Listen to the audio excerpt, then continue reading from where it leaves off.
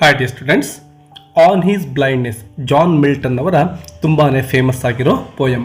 ಇದರ ಸಮರಿಯನ್ನು ಇಲ್ಲಿ ನಾವು ಡಿಸ್ಕಷನ್ ಮಾಡ್ತಾ ಹೋಗೋಣ ವಿದ್ಯಾರ್ಥಿಗಳೇ. ಜಾನ್ ಮಿಲ್ಟನ್ ಅವರು ಮೊದಲಿಗೆ ತುಂಬ ಚೆನ್ನಾಗಿ ಪೋಯಮ್ಸ್ಗಳನ್ನು ಬರಿತಾ ಇರ್ತಾರೆ, ಸಾಹಿತ್ಯವನ್ನು ರಚನೆ ಮಾಡ್ತಾ ಇರ್ತಾರೆ. ಬಟ್ ಅವರ ಒಂದು ಮಿಡಲ್ ಏಜಲ್ಲಿ ಅವರು ತಮ್ಮ ಐಸೈಟನ್ನು ಕಳೆದುಕೊಂಡು ಬಿಡ್ತಾರೆ, ಅಂದರೆ ಬ್ಲೈಂಡ್ ಆಗ್ತಾರೆ. ಸೊ ಅದರ ಕುರಿತು ಇಲ್ಲಿ ತಮ್ಮ ಭಾವನೆಗಳನ್ನು ಅವರು ಎಕ್ಸ್ಪ್ರೆಸ್ ಮಾಡ್ತಾ ಹೋಗ್ತಾ ಇದ್ದಾರೆ. ಈ ಒಂದು ಪೋಯಮ್ನಲ್ಲಿ ಏನೆಲ್ಲ ಅವರು ಎಕ್ಸ್ಪ್ರೆಸ್ ಮಾಡ್ತಾ ಇದ್ದಾರೆ ಅನ್ನೋದನ್ನು ನೋಡ್ತಾ ಹೋಗೋಣ ಬನ್ನಿ. ವಿದ್ಯಾರ್ಥಿಗಳೇ, ವಿಡಿಯೋಗೆ ಒಂದು ಲೈಕ್ ಕೊಡೋದನ್ನು ಮರಿಬೇಡಿ. ಫಸ್ಟ್ ಲೈನ್ ನೋಡಿ. On his blindness is one of the most famous sonnets written by John Milton, the renowned English poet. ಇದೊಂದು ಸಾನೆಟ್ ಆಗಿದೆ ವಿದ್ಯಾರ್ಥಿಗಳೇ. ನಿಮಗೆಲ್ಲ ಗೊತ್ತಿರ್ಬೋದು, ಸಾನೆಟ್ ಅಂದರೆ 14 ಸಾಲುಗಳನ್ನು ಒಳಗೊಂಡಿರ್ತಕ್ಕಂತಹ ಒಂದು ಪೋಯಮ್ ಆಗಿರುತ್ತೆ. He wrote it after he lost his eyesight some time around the year 1655. 1655 ಒಂದು ಟೈಮಲ್ಲಿ ಇವರು ತಮ್ಮ ಒಂದು ಐಸೈಟನ್ನು ಕಳೆದುಕೊಂಡು ಬಿಡ್ತಾರೆ. ಆ ಸಂದರ್ಭದಲ್ಲಿ ಬರೆದಿರ್ತಕ್ಕಂತಹ ಒಂದು ಪೋಯಮ್ ಇದಾಗಿರುತ್ತೆ. Milton became completely blind in middle age. ಅವರ ಒಂದು ಮಧ್ಯ ವಯಸ್ಸಿನಲ್ಲಿ ಕಂಪ್ಲೀಟಾಗಿ ಬ್ಲೈಂಡ್ ಆಗ್ತಾರೆ. And this sonnet shows how he felt about his blindness, especially in connection to his life's purpose and his faith in God. ಈಗ ನೋಡಿ, ಅವರು ಮೊದಲಿಗೆ ತುಂಬ ಸಾಹಿತ್ಯವನ್ನು ಬರಿತಾ ಇದ್ರು, ಈಗ ಐಸೈಟನ್ನು ಕಳೆದುಕೊಂಡು ಬಿಟ್ಟಿದ್ದಾರೆ. ಸೊ ಈಗ ತಮ್ಮ ಒಂದು ಸಾಹಿತ್ಯ ಕೃತಿಗಳನ್ನು ಬರೀಬೇಕಪ್ಪ ಅಂದರೆ ಕಣ್ಣು ಕಾಣಿಸ್ಲೇಬೇಕಲ್ವಾ. ಸೊ ಈಗ ಕಣ್ಣಿಲ್ದೇನೆ ಯಾವ ರೀತಿ ಬರೆಯೋದು ಅಂತಕ್ಕಂತಹ ಒಂದು ಪ್ರಶ್ನೆ ಅವರಲ್ಲಿ ಮೂಡುತ್ತೆ. ಹಾಗಾಗಿ ಅವರು ದೇವರ ಕುರಿತು ಕೆಲವೊಂದಿಷ್ಟು ಅಭಿಪ್ರಾಯಗಳನ್ನು ವ್ಯಕ್ತಪಡಿಸ್ತಾ ಇದ್ದಾರೆ. ದೇವರಲ್ಲಿ ತಮ್ಮ ಕೆಲವೊಂದಿಷ್ಟು ರಿಕ್ವೆಸ್ಟ್ಗಳನ್ನು ಮಾಡ್ಕೊಳ್ತಾ ಇದ್ದಾರೆ ಮತ್ತು ತಮ್ಮ ಜೀವನದ ಉದ್ದೇಶ ಏನು ಅಂತಕ್ಕಂಥದ್ದನ್ನು ಕೂಡ ಅವರು ಇಲ್ಲಿ ಕ್ಲಿಯರ್ ಮಾಡ್ತಾ ಹೋಗ್ತಾರೆ. It is also known by it's first line, when I consider how my light is spent. ಈ ಒಂದು ಪೋಯಮನ್ನು ಇನ್ನೊಂದು ಹೆಸರಿನಿಂದಲೂ ಕೂಡ ಗುರುತಿಸಲಾಗುತ್ತೆ. ಅದರ ಏನಪ್ಪ ಅಂದರೆ ನೋಡಿ, when I consider how my light is spent. ಇಲ್ಲಿ ಲೈಟ್ ಅಂದರೆ ಐಸೈಟ್ ಅಥವಾ ದೃಶ್ಯಾಂತ ಅಥವಾ ನೋಟ ಅಂತ ಅರ್ಥ ಮಾಡ್ಕೋಬಹುದು. The poem reflects Milton's personal struggle with becoming blind. Personal struggle ಅಂದರೆ ಅವರ ಒಂದು ವೈಯಕ್ತಿಕವಾಗಿರ್ತಕ್ಕಂತಹ ಒಂದು ಸ್ಟ್ರಗಲ್ ಏನಿತ್ತೋ, ಜೀವನದಲ್ಲಿ ಹೋರಾಟ ಏನಿತ್ತೋ ಕುರುಡನಾದ ನಂತರದಲ್ಲಿ, ಅದರ ಕುರಿತು ಅವರು ತಮ್ಮ ಒಂದು ಅನಿಸಿಕೆಗಳನ್ನು ಇಲ್ಲಿ ರಿಫ್ಲೆಕ್ಟ್ ಮಾಡ್ತಾ ಹೋಗ್ತಾರೆ ಈ ಒಂದು ಪ್ರೆಸೆಂಟ್ ಪೋಯಮಲ್ಲಿ. And he's search for purpose ಅಂದರೆ ಉದ್ದೇಶ ಅಂತೇಳಿ. ಸೊ ಜೀವನದಲ್ಲಿ ಒಂದು ಉದ್ದೇಶವನ್ನು ಅವರು ಹುಡುಕ್ತಾ ಇದ್ದಾರೆ. ಈಗ ಮೊದಲಿಗೆ ಯಾವುದೇ ಚಿಂತೆ ಇಲ್ಲದೇ ಲಿಟ್ರೇಚರ್ನ ಬರಿತಾ ಇದ್ರು, ಬಟ್ ಈಗ ಐಸೈಟ್ ಇಲ್ಲ. ಸೊ ನನ್ನ ಜೀವನ ಹೇಗೆ ಅಂತಕ್ಕಂತಹ ಒಂದು ಪ್ರಶ್ನೆ ಮೂಡ್ತಾ ಇದೆ. And faith in the face of suffering. So ಈ ಒಂದು ಕಷ್ಟವನ್ನು ಅಥವಾ ನೋವನ್ನು ಅಥವಾ ಈ ಒಂದು ಬ್ಲೈಂಡ್ನೆಸ್ಸನ್ನು ಯಾವ ರೀತಿ ಫೇಸ್ ಮಾಡಬೇಕು ಅಥವಾ ದೇವರು ಹೇಗೆ ಅವಕಾಶ ಕೊಡ್ತಾನೆ ಅಂತಕ್ಕಂಥದ್ರ ಬಗ್ಗೆ is sharing his ideas.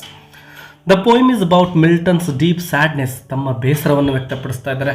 And confusion, ಅದೇ ರೀತಿ ಅವರಿಗೆ ಉಂಟಾದಂತಹ ಗೊಂದಲ, ಮುಂದೆ ಹೇಗೆ ಅಂತಕ್ಕಂತಹ ಪ್ರಶ್ನೆ, ಇವುಗಳನ್ನು ಇಲ್ಲಿ ಅವರು ಡಿಸ್ಕಷನ್ ಮಾಡ್ತಾರೆ.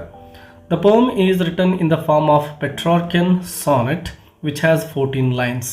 ಎಸ್, ಇದೊಂದು ಪೆಟ್ರಾರ್ಕಿಯನ್ ಸಾನೆಟ್ ಆಗಿದೆ, 14 ಲೈನ್ಸನ್ನು ಒಳಗೊಂಡಿದೆ. And follows a specific rhyme ಸ್ಕೀಮನ್ನು ಕೂಡ ಒಳಗೊಂಡಿರುತ್ತೆ. It is written in iambic pentameter, which means each line has 10 syllables with a rhyme like a heartbeat. ನೋಡಿ, ಈ ಒಂದು ಪೋಯಮ್ನ ಪ್ರತಿ ಸಾಲಲ್ಲೂ ಕೂಡ 10 ಸಿಲೆಬಲ್ಸನ್ನು ನಾವು ಗಮನಿಸ್ತಾ ಹೋಗ್ತೇವೆ ವಿದ್ಯಾರ್ಥಿಗಳೇ. ಅಂದರೆ ಪ್ರತಿಯೊಂದು ಲೈನಲ್ಲೂ ಕೂಡ 10 ಸಿಲೆಬಸನ್ನು ಫಾಲೋ ಮಾಡ್ಕೊಂಡು ಹೋಗಿದ್ದಾರೆ.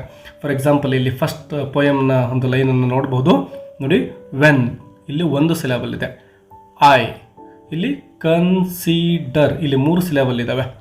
How my light is spent. ನೋಡಿ, ಟೋಟಲ್ ಕೌಂಟ್ ಮಾಡಿದ್ರೆ ಗೊತ್ತಾಗುತ್ತೆ. 1 2 3 4 5 6 7 8 9 10. ನೋಡಿ ಎಷ್ಟು ಎಕ್ಸಾಕ್ಟಾಗಿ 10 ಸಿಲೆಬಲ್ಗಳನ್ನು ಈ ಲೈನ್ ಒಳಗೊಂಡಿದೆ. ಇದೇ ರೀತಿಯೇ ಈ ಎಲ್ಲ ಸಾಲುಗಳು ಕೂಡ 10 ಸಿಲೆಬಲ್ಸನ್ನು ಒಳಗೊಂಡಿದ್ದಾವೆ. ಈ ರೀತಿ ಈ ಒಂದು ಪೋಯಮನ್ನು ಅವರು ರಚನೆ ಮಾಡಿದ್ದಾರೆ. The tone of the poem is serious and thoughtful and it shows Milton's deep faith in God. ಈಗ ಈ ಒಂದು ಪೋಯಮನ್ನು ರಿಸೈಟ್ ಮಾಡ್ತಾ ಹೋಗೋಣ ವಿದ್ಯಾರ್ಥಿಗಳೇ. ಲೈನ್ ಬೈ ಲೈನ್ ನೀವು ಕರೆಕ್ಟಾಗಿ ಕೇಳಿಸ್ಕೊಳ್ಳಿ, ಅದರ ಒಂದು ಬ್ಯೂಟಿ ನಿಮಗೆ ಅರ್ಥ ಆಗುತ್ತೆ.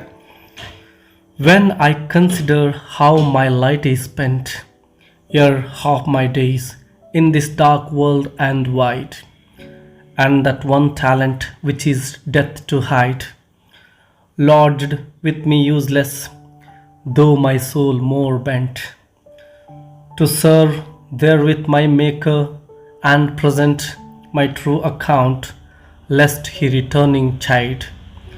Doth God exact day labor, light denied?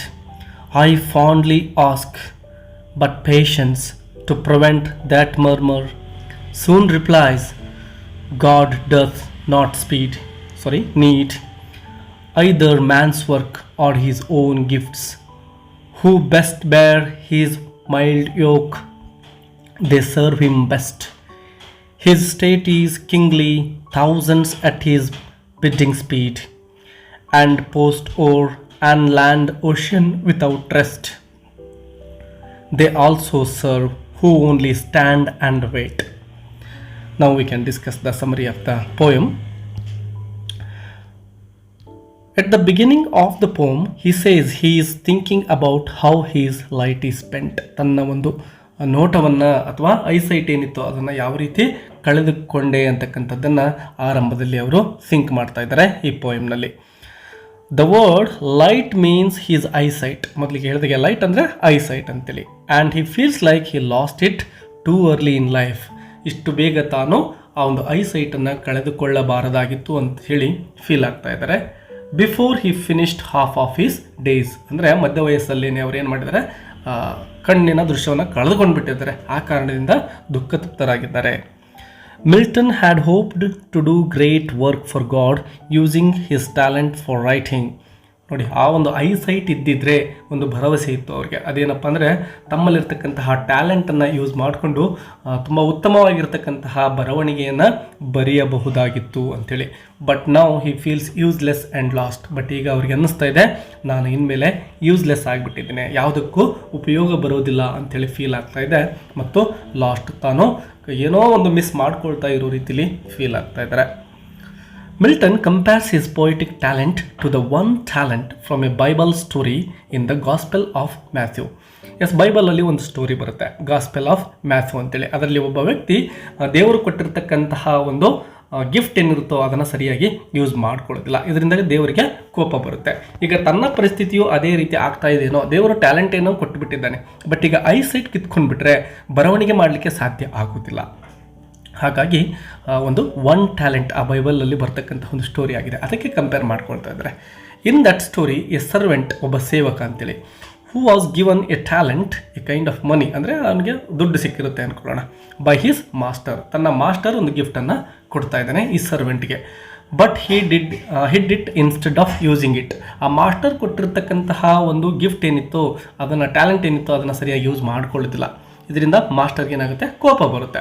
The master was angry because the servant did nothing with the gift. ಇಲ್ಲಿ ಮಾಸ್ಟರ್ ಅಂದರೆ ಬೇರೆ ಯಾರೂ ಅಲ್ಲ, ದೇವರು ಅಂತಲೇ ನಾವು ಅರ್ಥ ಮಾಡ್ಕೋಬೋದು.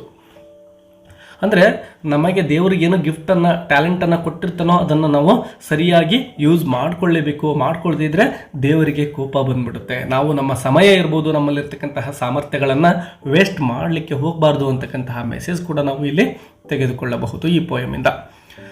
Milton fears he is like that servant.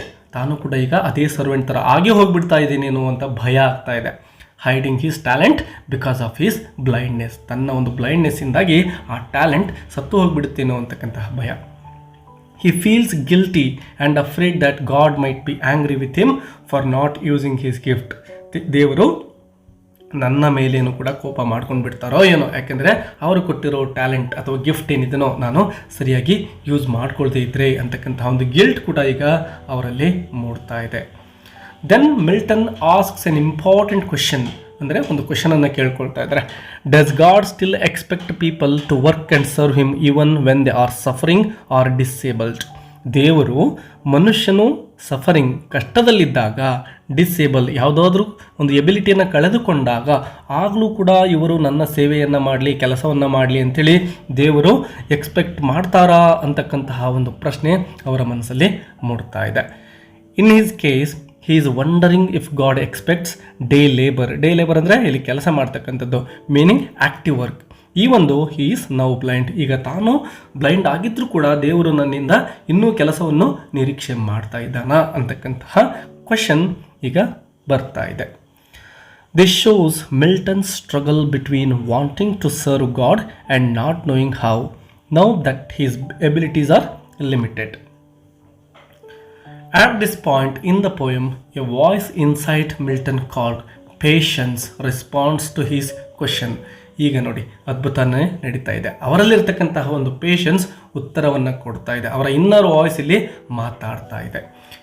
Patience gives him A voice and comforting answer. ಒಂದು ಜಾಣ್ಮೆಯ ಉತ್ತರವನ್ನು ಆ ಪೇಷನ್ಸ್ ಕೊಡ್ತಾ ಇದೆ. ಒಂದು ಕಂಫರ್ಟೇಬಲ್ ಆಗಿರ್ತಕ್ಕಂತಹ ಮನಸ್ಸನ್ನು ನೀಡತಕ್ಕಂತಹ ಒಂದು ಆನ್ಸರ್ ಈಗ ಬರ್ತಾ ಇದೆ. ಆ ಪ್ರಶ್ನೆಗೆ ಉತ್ತರ ಪೇಷನ್ಸಿಂದ. It says that God does not need people to do great work. ದೇವರಿಗೆ ಅದ್ಭುತವಾಗಿರ್ತಕ್ಕಂತಹ ಕೆಲಸವನ್ನು ಮಾಡಲಿಕ್ಕೆ ಜನಗಳ ಅವಶ್ಯಕತೆಯೇ ಇಲ್ಲ. Or use special talents to serve him. ಯಾವುದೇ ಸ್ಪೆಷಲ್ ಟ್ಯಾಲೆಂಟ್ ಇರಲೇಬೇಕು ಅಂತಾನೂ ಇಲ್ಲ ದೇವರ ಸೇವೆ ಮಾಡಲಿಕ್ಕೆ ಅಂಥೇಳಿ ಹೇಳ್ತಾ ಇದೆ ಆ ಒಂದು ಇನ್ನರ್ ವಾಯ್ಸ್ ಅಥವಾ patience. God is the king of the universe. ಇಡೀ ಜಗತ್ತಿಗೆ ವಿಶ್ವಕ್ಕೇನೆ ರಾಜನಾಗಿರ್ತಕ್ಕಂಥವನು ದೇವರಾಗಿದ್ದಾನೆ.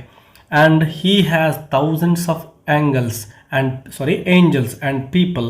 ಅವನಿಗೆ ಲಕ್ಷ ಸಾವಿರಾರು ಅಂತಲೇ ಹೇಳ್ಬೋದು ಏಂಜಲ್ಸ್ ಇದ್ದಾರೆ ಅವನ ಒಂದು ಸರ್ವ್ ಮಾಡಲಿಕ್ಕೆ, ದೇವತೆಯ ಅಥವಾ ದೇವರ ಸರ್ವ್ ಮಾಡಲಿಕ್ಕೆ ಜನಗಳಿದ್ದಾರೆ. ಯಾರೋ ಒಬ್ಬ ವ್ಯಕ್ತಿಯ ಅವಶ್ಯಕತೆ ಏನೂ ಇಲ್ಲ. Who are always busy doing his will across the world. ಯಾವಾಗಲೂ ಕೂಡ ಈ ಒಂದು ಸೇವಕರು, ದೇವರ ಸೇವಕರು ಅಂತ ಹೇಳ್ಬೋದು, ಯಾವಾಗಲೂ ದೇವರ ಕೆಲಸವನ್ನು ಮಾಡ್ತಾನೇ ಇರ್ತಾರೆ. ಸೊ ಆ ದೇವರ ಸೇವೆ ಅಂತಕ್ಕಂಥದ್ದು ಯಾವುದೋ ಒಬ್ಬ ವ್ಯಕ್ತಿಗೆ ಮಾತ್ರ ಸೀಮಿತವಾಗಿ ಇರ್ತಕ್ಕಂಥದ್ದಲ್ಲ.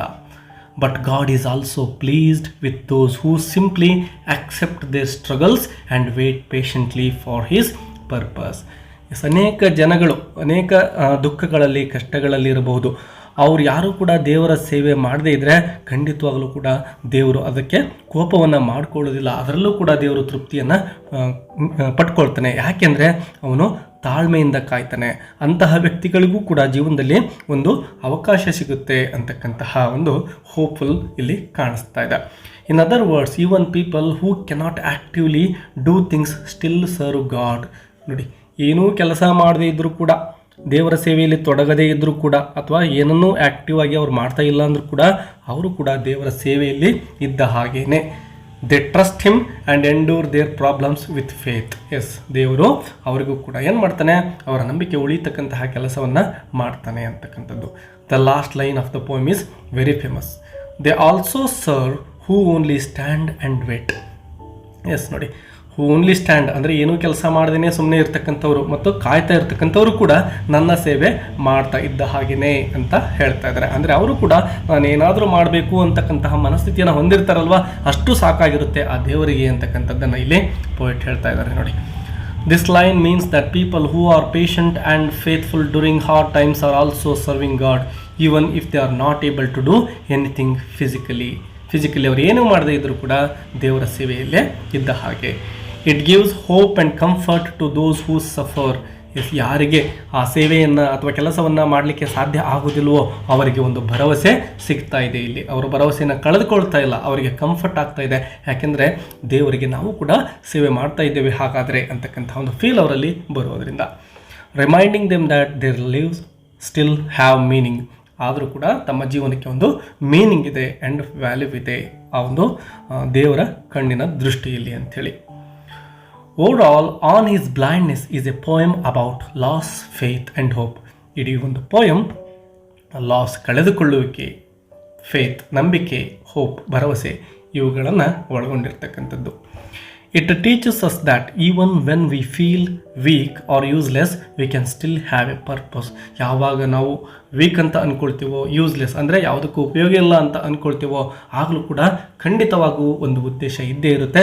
ನಾವು ಯಾರೂ ಕೂಡ ಭರವಸೆಯನ್ನು ಕಳೆದುಕೊಳ್ತಕ್ಕಂತಹ ಅವಶ್ಯಕತೆ ಇಲ್ಲ.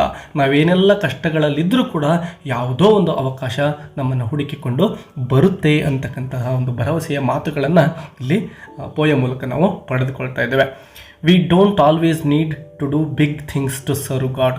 ನಾವು ದೇವರ ಸೇವೆ ಮಾಡಬೇಕು ಅಂಥೇಳಿ ದೊಡ್ಡ ದೊಡ್ಡ ಕೆಲಸಗಳನ್ನೇ ಮಾಡಬೇಕು ಅಂತಕ್ಕಂಥದ್ದೇನಿಲ್ಲ. Sometimes simply being patient and trusting in his plan is the best service of all. Yes ನೋಡಿ, ಯಾವುದು ಅತ್ಯುತ್ತಮ ಸೇವೆ ಅಂತ ಹೇಳ್ತಾ ಇದ್ದಾರೆ ಅಂದರೆ, ಕೆಲವೊಂದು ಸಾರಿ ನಮ್ಮ ಕೈಯಿಂದ ಏನೂ ಮಾಡಲಿಕ್ಕೆ ಸಾಧ್ಯ ಇಲ್ಲದೆ ಇರತಕ್ಕಂತಹ ಸಂದರ್ಭದಲ್ಲಿ ನಾವು ಶಾಂತಿಯಿಂದ ದೇವರಲ್ಲಿ ನಂಬಿಕೆಯನ್ನು ಇಟ್ಕೊಂಡು ದೇವರು ಖಂಡಿತ ನಮಗೆ ಏನೋ ಒಂದು ಚಾನ್ಸ್ ಕೊಡ್ತಾನೆ ಅಂತ ನಾವು ನಂಬಿಕೆಯಲ್ಲಿ ಇದ್ಬಿಟ್ರೆ ಅದೇ ದೇವರಿಗೆ ಮಾಡ್ತಕ್ಕಂತಹ ದೊಡ್ಡ ಸರ್ವಿಸ್ ಅಂತಕ್ಕಂತಹ ಮಾತುಗಳನ್ನು ಕೂಡ ಪೋಯಟ್ ಇಲ್ಲಿ ಆಡ್ತಾ ಇದ್ದಾರೆ. ವಿದ್ಯಾರ್ಥಿಗಳೇ, ವಿಡಿಯೋ ನಿಮಗೆ ಹೆಲ್ಪ್ಫುಲ್ ಅನಿಸಿದರೆ ಲೈಕ್ ಮಾಡೋದನ್ನು ಮರಿಬೇಡಿ. ನಿಮ್ಮ ಅನಿಸಿಕೆಗಳನ್ನು ಕಮೆಂಟ್ ಬಾಕ್ಸಲ್ಲಿ ಕಮೆಂಟ್ ಮೂಲಕ ತಿಳಿಸಿ. ಮತ್ತು ಬೇರೆ ಯಾವುದಾದ್ರೂ ಲೆಸನ್ ಬೇಕು ಅಂದರೆ ಅದರ ಟೈಟಲ್ ಮತ್ತು ರೈಟರ್ ನೇಮನ್ನು ಕಮೆಂಟ್ ಮಾಡಿ. ವಿದ್ಯಾರ್ಥಿಗಳೇ, thank you for watching. All the best.